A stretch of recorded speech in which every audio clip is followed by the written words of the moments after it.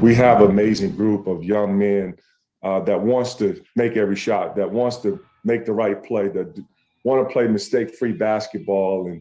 And as a coach, I'm so proud of how our mindset has been and the attitude has been within the team. All right, there he is, Juwan Howard, Michigan coach, and Michigan basketball returns. Welcome in here to the Maize and Blue Review. Also, it's Afternoon Live. We also get not only Michigan basketball returning, but Daniel Dash returning as well, the TMBR beat writer who's on the line.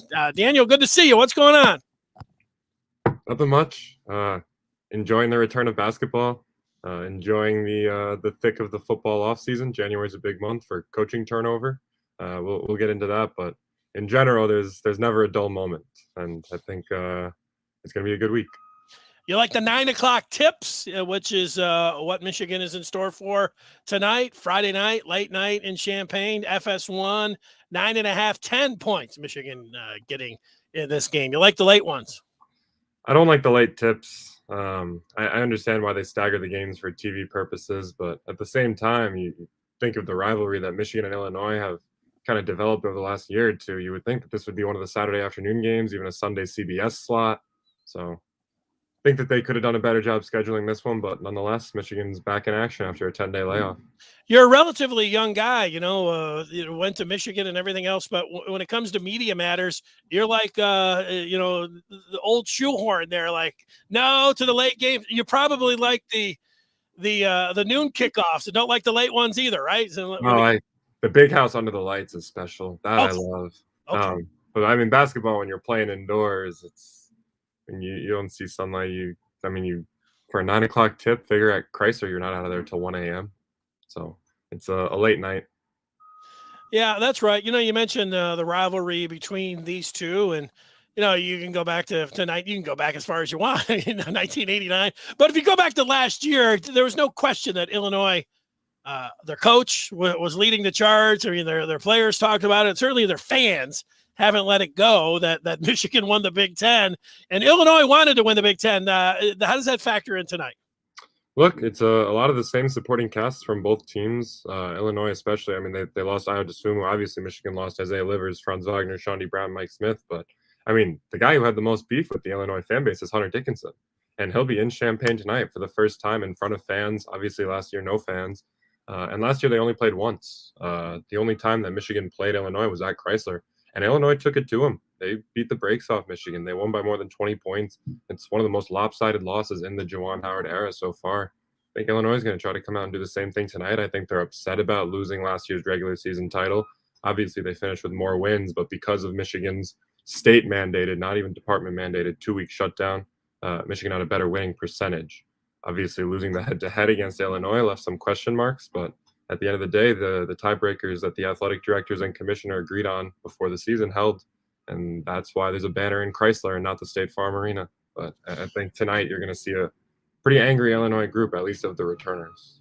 If you were in Champaign, you could tell all the students there, you could turn around and say, look, you guys agreed to these rules at the beginning, and then you wanted them changed at the end. So you guys really don't have a leg to stand on. So just kind of, take it easy. That's what they wanted. They wanted to change up after the rules had already been in place. And maybe, to their point, the rules, they got switched in football, towards the end. And so they wanted some of that stuff in basketball. You can get it. You like big men matchup because Kofi Coburn and Hunter Dickinson, that's worth just tuning in to see those two big guys colliding, huh? Oh, yeah. These are two top 10 big guys in the country. Some would argue two top 5 big guys in the country. Kofi's having a heck of a season, really come a long way in terms of passing out of the post. That's something he struggled to do last year. Illinois surrounds him with shooters and makes it really hard to double team and collapse onto Kofi because you're choosing between giving up a dunk or giving up a wide open 3 to a guy like Plummer, a guy like Trent Frazier. And I think that you're seeing a lot of defenses in conflict, and that's going to be the biggest challenge for Michigan tonight, how they defend Kofi in the post. Hunter can hold his own one-on-one, but if Hunter's not on the floor or if Hunter's getting beat, they're going to have to make some adjustments. And that's where I think the chess match between Brett Underwood and Juwan Howard is going to take shape. I don't know if even before the season, when most people liked Michigan to defend the Big Ten title, when you looked at this particular game and you're going wins, losses. You probably put an L next to it, certainly heading into this year. And then, watching Rutgers go there and lose by 35 points, you can't have great confidence if you're a fan. And then this week, do you have any sense, like, the one point I read a quote, Juwan saying they couldn't practice, certainly couldn't go full court 5-on-5. That seems like that could factor in of them going in and having limited, not just limited practice and limited roster, but, not just being able to get out there and go, full bore at one another. This is a real challenge for him here. Right. That's a good point. Not having the bodies to practice, not even having the bodies to scrimmage among yourselves. I mean, that takes a lot out of what Michigan does. And I think the program mantra for competitors only is rooted in competition. And when you don't have the bodies to simply compete at practice, it really takes a lot away. And the other point that I want to make that I think connects to that is conditioning. Like, I think you're going to see some pretty wobbly legs tonight. These are some guys who, some of them just got out of quarantine within the last 2 days. Think of the CDC's mandate, right now is 5 days. So if they fell below the roster minimum on Friday night before Saturday's tip-off against Michigan State, that means those guys are out Saturday, Sunday, Monday, Tuesday, Wednesday. They travel Thursday, and then they're going to play Friday. Like, I don't know what you're going to expect out of a conditioning standpoint. I think Juwan Howard might be rotating guys pretty quick tonight. You might see some call it hockey lines, like 3 or 4 minute shifts, stints. You go out there, you give it your all. 2 or 3 minutes on the bench, 3 or 4 minutes on the court, you get your water, and you go back out. And I think Michigan's going to have to find a way to make it work because they're going into the Lions' den. Well, too bad they, you didn't go. Maybe they could have dressed you, or too bad the coaches can't get in there. They could use Juwan or Sadi or Howard out there. They probably would have, a couple bodies. That's what I found it hard to believe when they couldn't practice. Do you have any sense when you look ahead here, and they talked about the postponements of Purdue and Michigan State, and I looked at a couple dates, open dates. It was going to be squashed together for sure, where Michigan and Michigan State could play, but I haven't seen anything from the Big Ten. Now you had to add Purdue in there.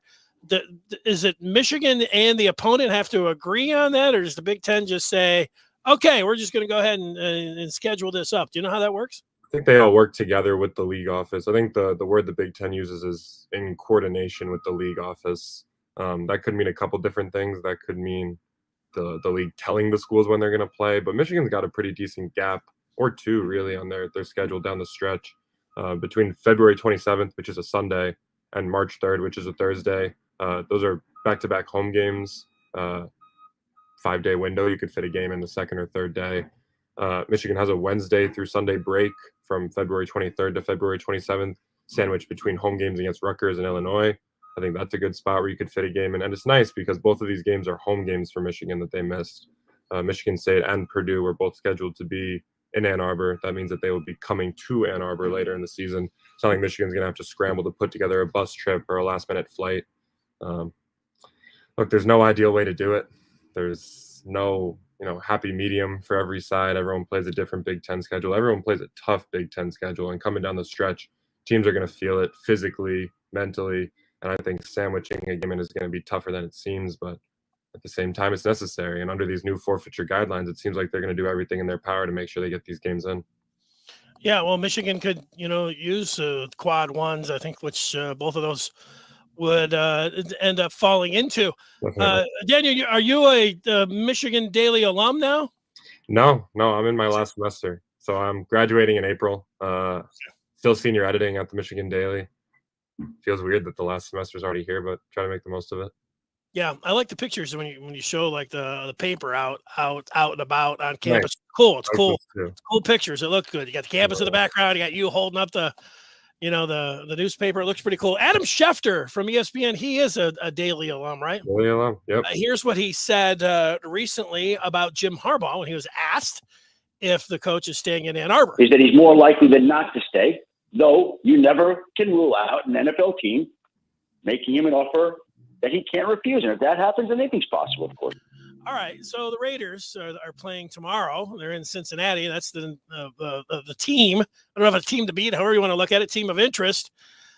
You hear Schefter there. I thought that Mike Elston, the defensive line coach at Notre Dame, being hired, that I know a lot of Michigan fans, I can understand. It felt like, hey, Jim Harbaugh is, he's hiring a staff. That means he's staying.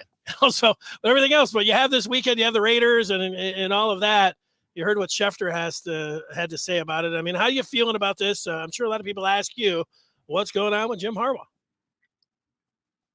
First thing you got to say is never say never. That's the cardinal rule of college football coaching changes. And I think this offseason in particular, I mean, no one expected Lincoln Riley to bolt for USC. And then that set the tone for a pretty violent coaching carousel.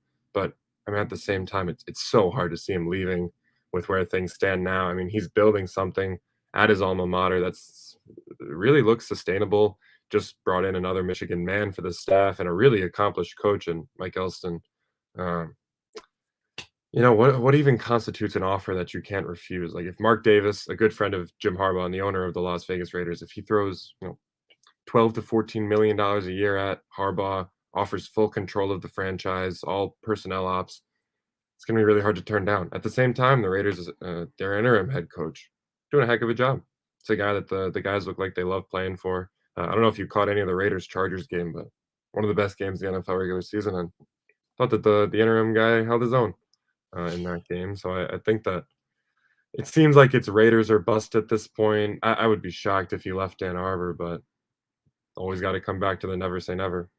Yeah, and you know what, Rich Bisaccia, the fans are taking to him. I mean, they won not only that game against the Chargers, but they won, I think, 3 games prior to that to put themselves in position to get here. I remember Kansas City, they were calling them quitters, and this team's a joke. And then they ripped off these the wins here. They go to Cincy and even keep it close. I mean, you can make a case even before you get to any offers you couldn't refuse. While we're on the NFL subject, I wanted to ask you about the Dolphins. You told me last time that you were a Dolphins fan. I was surprised that they fired Brian Flores. Now, I wanted to ask you because Chris Greer's the GM, and I've heard it. I haven't heard it actually reported, but people say it a lot, like that Greer wanted Tua as the quarterback, but it was actually Flores. He wanted the Dolphins to draft Herbert, who you just mentioned there. And do you know if there's any truth to that?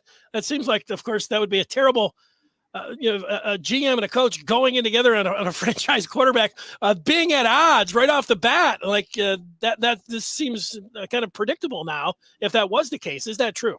Yeah, and I think I don't know whether that's true, and I don't know if there's truth to the Tua versus Herbert, but it was clear for a while that they weren't on the same page. I mean, it's shocking anytime a coach has a 7-game winning streak and finishes a season winning 8 of his last 9 games and gets fired the next day. It stinks because Flores is a heck of an up-and-coming coach. He's a Belichick guy. He cut his teeth in New England. I think he was doing a really good job in Miami. It seemed like players loved him, but I mean, at the end of the day, the NFL is a power struggle between front offices, coaches, and owners. I think that's part of what broke up the Patriots dynasty 2 years ago when Brady left for Tampa Bay. It stinks when it happens to your own team and you have a coach you like and a GM you like and an owner in Stephen Ross who is not afraid to open the checkbook. You would think that they'd find a way to make it work, but all right, I'll leave you here with 2 predictions from you. Michigan at Illinois. What do you think happens? Give me 76-64 Illinois. That's a cover for the Fighting Illini. Michigan head coach Jim Harbaugh. Will he return? When will we find out about that? Timing is interesting. I don't think he's going anywhere. I think at this point for Michigan fans, no news is good news. I think that if he was really seriously entertaining more NFL offers, whether it be from the Bears, Broncos, any other team besides the Raiders, given that the Raiders are still alive, you'd hear news, you'd hear reports, you'd hear buzz. That's just kind of what happens naturally behind the scenes in the NFL. So the fact that it's been, what are we up to, a week and a half of silence on the Jim Harbaugh front? I think if you're a Michigan fan, that's something that you take in stride and something that you probably welcome at this point. I think Michigan fans are changing up the go blue this weekend. There, go Raiders! There you go. We'll see that happens tomorrow. All right, Daniel, appreciate it. Thanks for your time. Thank you. And your opinions and everything else. And we'll talk with you again down the road. Sounds good. Thanks a lot, Dennis. See ya. There he is. Daniel Dash joining us here, giving his thoughts there on what else is on a Michigan fan's mind. Jim Harbaugh is on a Michigan fan's mind, and people want to know what you know. They want opinions on this. And yeah, like what is a offer you can't refuse until you start talking and until you have an offer. It's the one part. I mean, you got to have an offer there. And, heading into this weekend, the one part I'll disagree with Daniel, like the no news is good news. I get that from other teams like, hey, the Bears have reached out and they're talking, and maybe it doesn't mean that it's necessarily coming out public the way you don't have to meet in person. You can meet like this right here. When you want to do this low key for obvious reasons, could you be able to do that? Probably. But I think the news that would be good, Harbaugh could just, come out and they could release that they've reworked his contract. Would that be the head? Michigan and Jim Harbaugh have come to an agreement on a reworked contract.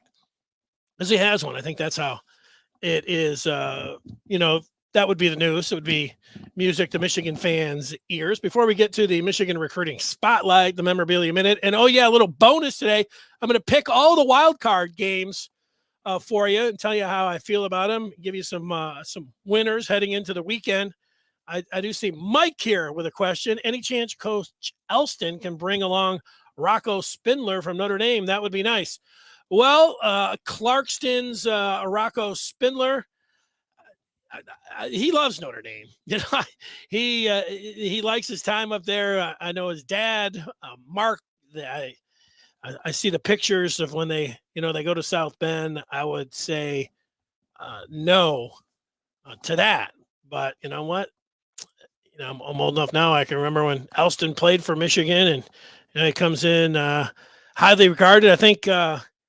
The last couple of years, there were people, the Michigan fans, that say, what's wrong is that Michigan needs to hire more Michigan men. Jim Harbaugh is the only Michigan man on the staff. And you start going through it, a lot of Michigan men, there, and that energy. And so, and the other part here is when it's happening, trying to put two and two together, that this looks, favorable for Jim Harbaugh coming back. Certainly, if there was some kind of deal that was already in place, you wouldn't be going out then outside the program and hiring anybody else, because why would you? You wouldn't, because you would have a new head coach and he would want to assemble his own staff, that kind of thing. So Michigan would stay in-house there. You never say never, but there it is. Appreciate your thoughts there, Mike. When it comes to recruiting, we had Brandon Justice on yesterday, was the recruiting editor, still works on the recruiting side, but is the senior editor, and the dead period ends today. So Michigan will, like other schools, they'll be bringing people in. They're bringing in a defensive tackle over the weekend, also bringing in a running back, Andrew Paul, 3-star running back out of Dallas, Texas. And here's Justice on Paul. Situation is interesting with the 2022 running back, because Michigan basically was in a spot where they were going to get Trey Annam. They felt like they were going to get Trey Annam, the running back, and that the grad transfer from Arizona State, and that ended up falling through. And he goes to Ohio State to be a linebacker. And now Michigan's in a spot where they have 4, I believe, maybe 5 scholarship running backs. I think it's only 4 though.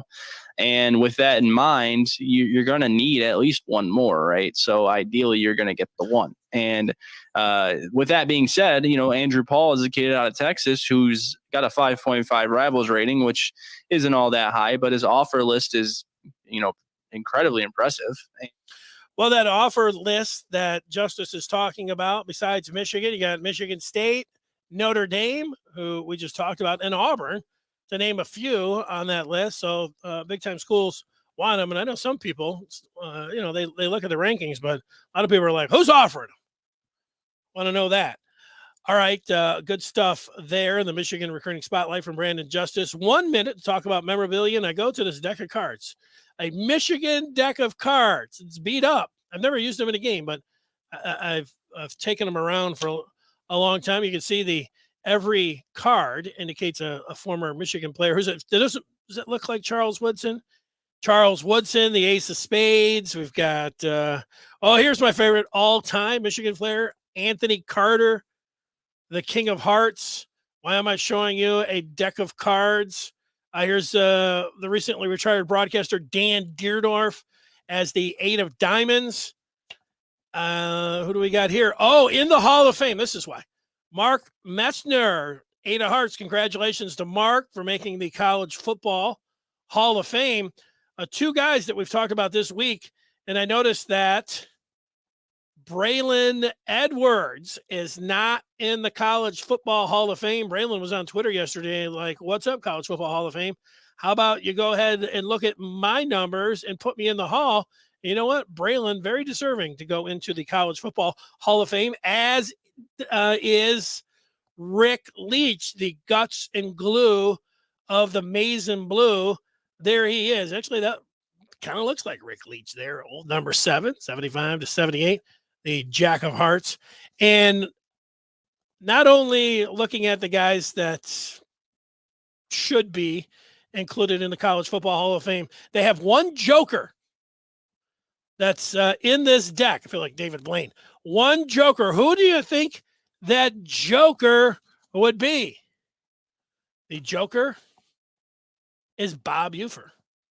There he is, the old Michigan broadcaster, and we'll find out who fills his shoes, who gets behind the mic there, who will be the next joker for the Michigan football team, Michigan football, Michigan radio, taking over for Jim Brandstatter.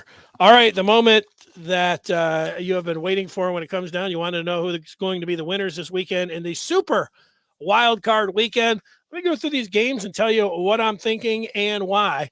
The first game is the Raiders and the Bengals, and I don't care, maybe it is all done. This is all whatever. I'm rooting for the Raiders.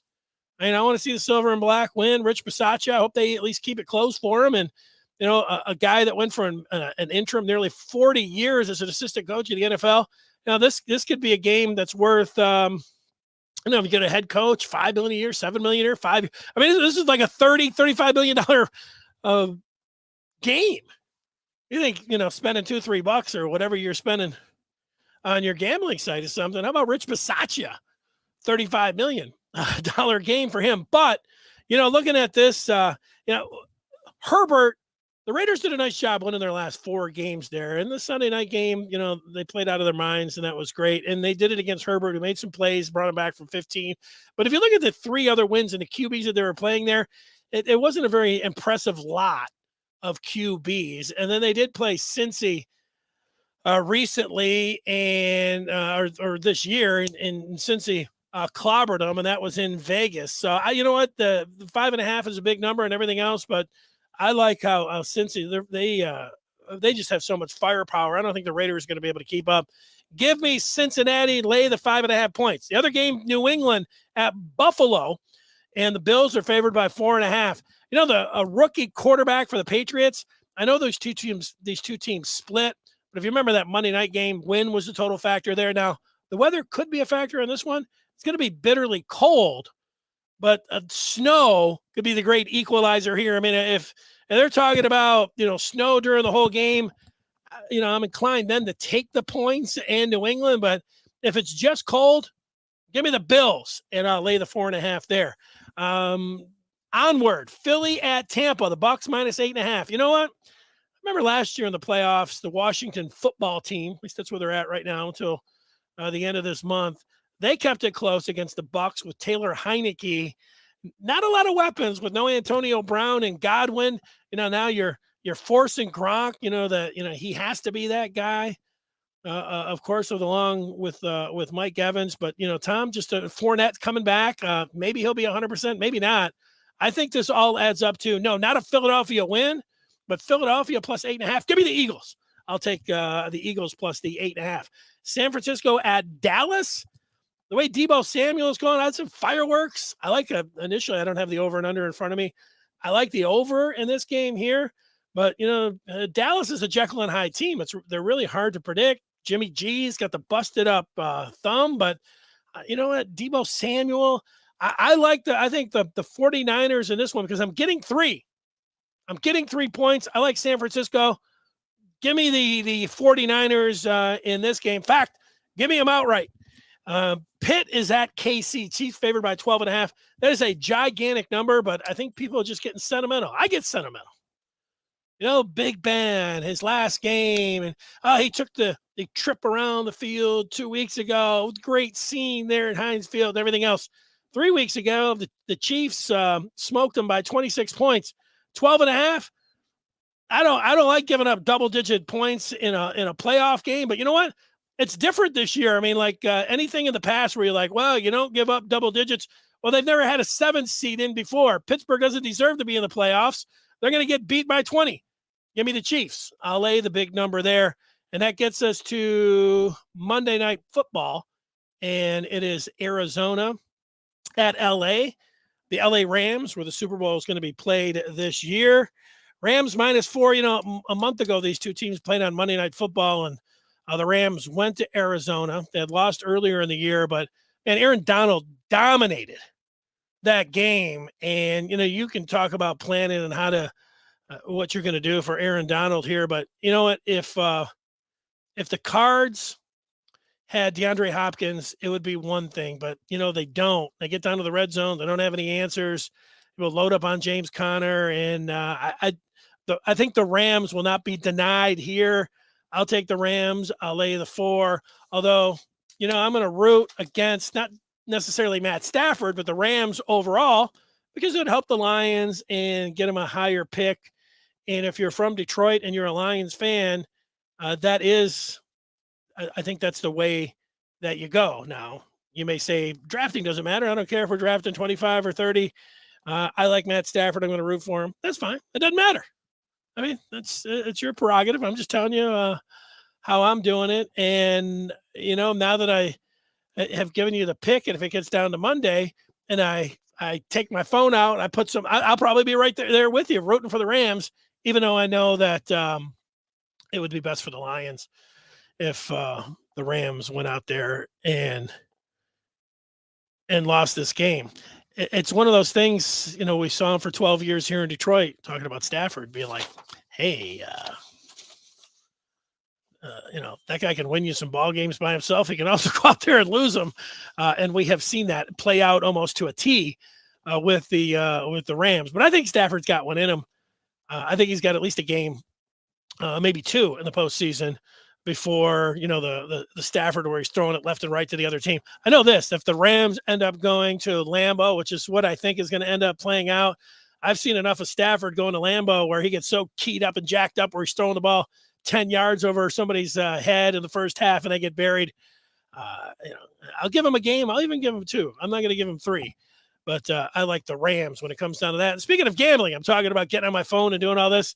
Michigan State went out there and secured a sponsorship with a gambling site. So now State and this gambling site, they're brought to you, signage all over the place.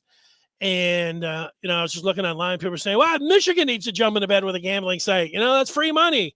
Give the money to the recruits, put more money in your pocket.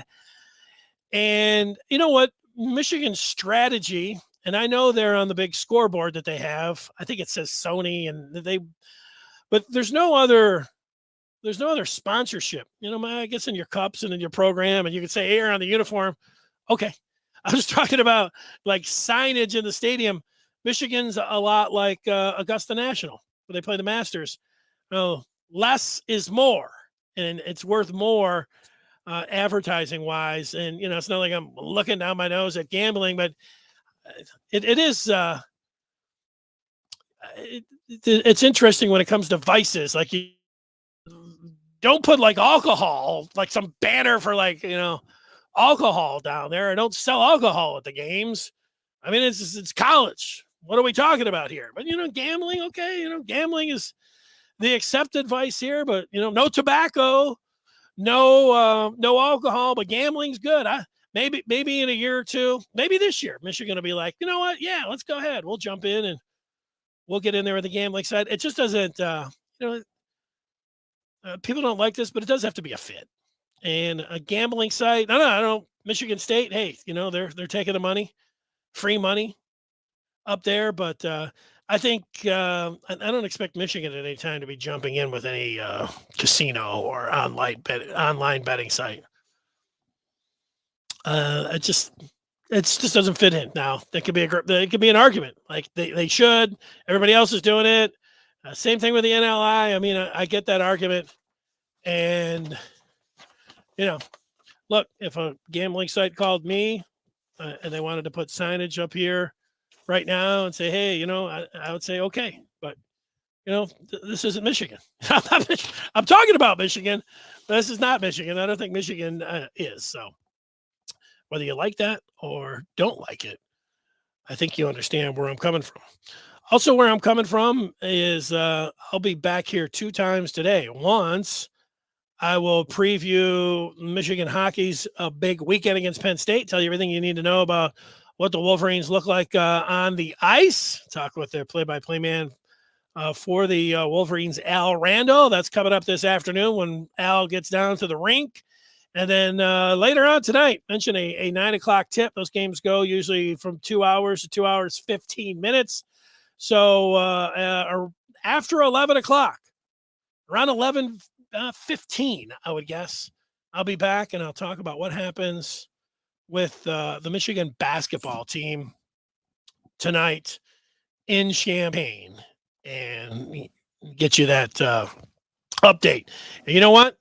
If you can't make it tonight, you look on the YouTube, it's there. You go to the Den, Wolverine Den, and the Maize and Blue Review. It's posted there. And also our podcast. It's there as well. So, see the game and you're watching this and you wake up tomorrow morning, you're like, well, I wonder everything that went on and what happened in Champaign to Michigan. Jump in there on the podcast, Maize and Blue Review, and get it sent to your phone and boom. I'll be there talking about it tonight. So until later on today, everybody have a great Friday. Stay warm. We'll talk to you then. Good night.